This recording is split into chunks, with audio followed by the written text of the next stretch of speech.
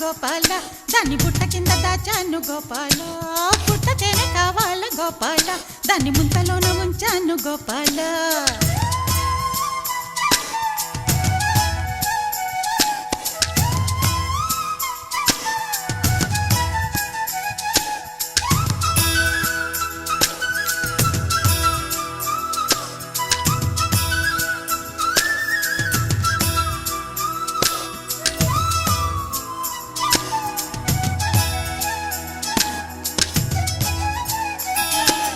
ఈ ఊరి పువ్వు కోసం అమ్మడు ఏరు దాటి వచ్చానే చిన్నవాడి రాక కోసం కళ్ళతో వేచి వేచి చూశానే ఆయాసం వచ్చేలా 5-6 కిలోమీటర్లు నడిచానే హాయి